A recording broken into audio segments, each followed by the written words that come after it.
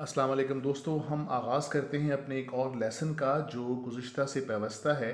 इससे पहले आपने हैज़ और हैज़ बीन का इस्तेमाल जाना और अब हम आपको बताने जा रहे हैं हैव और हैव बीन का इस्तेमाल।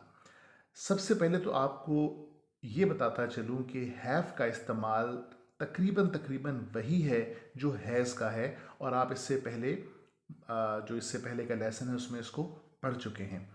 फ़र्क हैज़ और हैव के इस्तेमाल में सिर्फ इतना है कि हैव हमेशा आई, वी और दे के साथ आता है, यानी कि जमा के साथ आता है।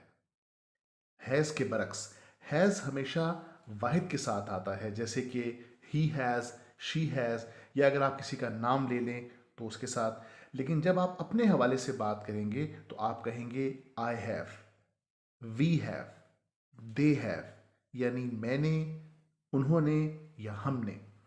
तो ये तो हो गया इसका फ़र्क कि हैज़ हमेशा वाहिद के साथ और हैव हमेशा जमा के साथ आएगा। अब हैव के इस्तेमाल को समझने के लिए सबसे ज़रूरी ये है कि आप बिल्कुल आसान तरीके से मैं आपको बताऊंगा, आप इसका मतलब समझिए कि इस लफ्ज़ है का मतलब क्या है। हैव का मतलब है, है, हैं, हैं।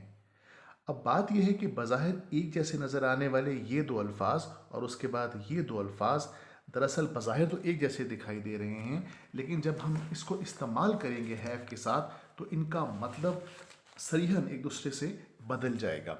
अब मैं आपके सामने चंद मिसालें रखूँगा और मिसालों के साथ वाज़े करूँगा तो आपको समझ में आ जाएगा कि आपने किस तरीके से इसका इस्तेमाल करना है। तो सबसे पहले ये जो आपके सामने लिखा हुआ आ रहा है, अगर आप इस है के साथ हैव को इस्तेमाल करेंगे तो आप कैसे इस्तेमाल करेंगे?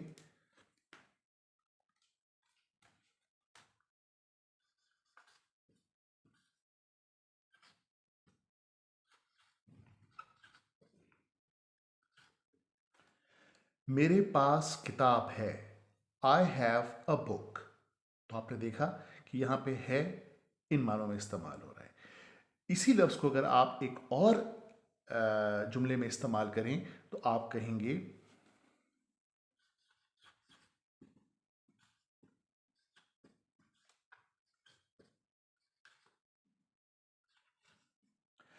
अब आप इस जुमले को पढ़ें और फ़र्क महसूस करें। मैंने काम कर लिया है, आई हैव डन वर्क। मेरे पास किताब है, आई हैव अ बुक। जुमले मुख्तलिफ दोनों के साथ है, लेकिन दोनों जुमलों का मतलब एक दूसरे से यकसर मुख्तलिफ है। ये वाला है have, I have a book, ये पोजेशन के मानों में आ रहा है कि आपके पास कोई चीज़ मौजूद है या जिस जो आपके कब्ज़े में है। I have a book. मैंने काम कर लिया है, आई हैव डन वर्क। ठीक है जी, यहाँ तक आपको समझ में आ गया। अब हम इससे आगे चलते हैं जहाँ पे वो कह रहा है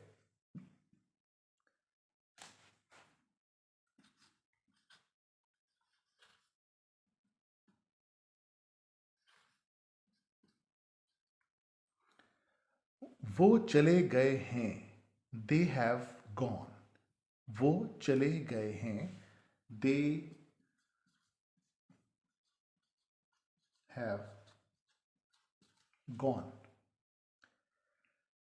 मैंने इसलिए आपके सामने लिखा है अंग्रेजी में ताकि आपको ज़रा फ़र्क मज़ीद वाज़ेह हो जाए। दे हैव गॉन, वो चले गए हैं। इसके बाद अगर आप देखें तो हम कहेंगे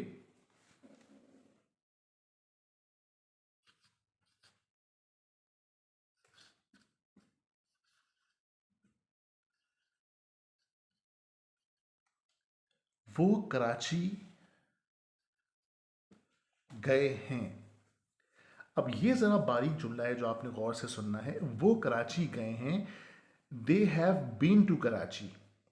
यहाँ पर बेसिकली कहना है वो ये चाह रहा है कि they have been to Karachi, यानी कि they have visited Karachi.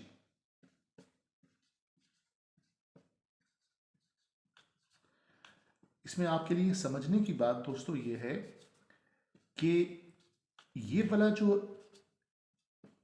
Have है ये विजिट के मानों में इस्तेमाल हो रहा है। इससे अगले लेसन में जब हम जाएंगे तो मैं मज़ीद तफसील से आपको वाजे करूँगा। लेकिन कराची, वो कराची गए हैं, they have been to Karachi. हम बीन को मज़ीद तफसील से इसका इस्तेमाल जो है वो अगले लेसन में सुनेंगे। तो आपको मज़ीद पता चलेगा। और आपके लिए यहाँ तक मेरे ख्याल में इतना वाज़ेह हो जाना चाहिए कि हैव का इस्तेमाल आपने कहाँ पे करना है। मेरे पास किताब है, I have a book. I have a book, sorry मेरी राइटिंग ज़रा इतनी अच्छी नहीं है, मैंने काम कर लिया है। I have done work. I have a book, मेरे पास किताब है, मैंने काम कर लिया है। आई हैव डन वर्क, वो चले गए हैं। दे हैव गॉन, वो कराची गए हैं। They have been to Karachi. अब इससे अगले लेसन में हम हैव से हट के हैव बीन की तरफ जाएंगे ताकि मज़ीद तफसील से आपको इसका इस्तेमाल समझ में आ सके। अगर आपको पसंद आया लेसन तो आप चैनल सब्सक्राइब करें ताकि मज़ीद डिटेल में आप सीख सकें। शुक्रिया।